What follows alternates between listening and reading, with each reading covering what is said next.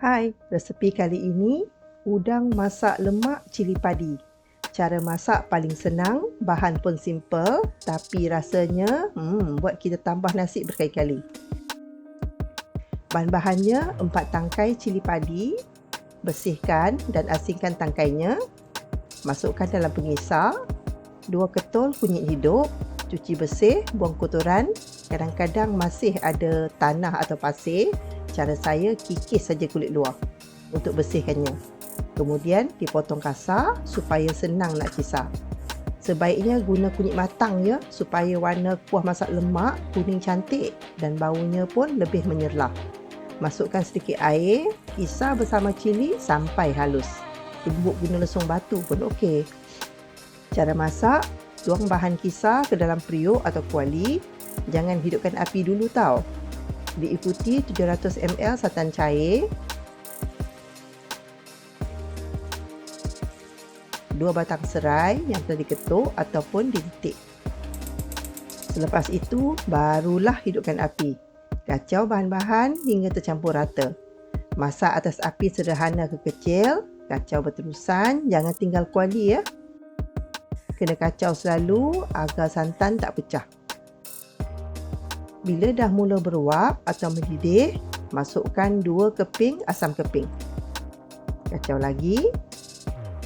Biar asam keping kembang. Kuah pun dah mendidih, masukkan 200 gram kacang panjang. Kacau rata. Agak-agak kacang panjang dah layu, masukkan perasa. 1 sudu kecil garam, 1 sudu kecil serbuk perasa. Kacau lagi. Masukkan pula 1 biji tomato yang telah dipotong 8. Tomato ni optional ya, ikut selera masing-masing. Kacau lagi. Kuah lemak pun dah mendidih. Turn, masukkan udang.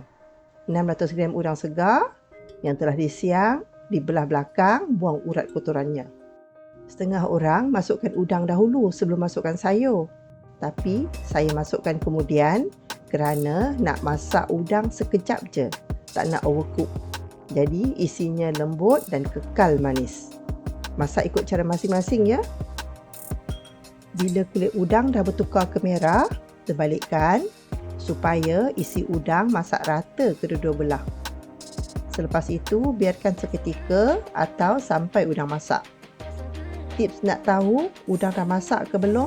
Tengok pada bentuknya. Udang yang masak elok akan berubah ke bentuk seperti huruf C. Masa tu, confirm dah masak. Last sekali, tuang setengah cawan santan pekat.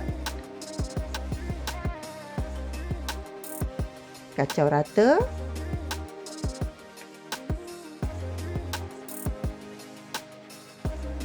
Biarkan sebentar dan tutup api. Siap! Udang masak lemak sedia dihidang.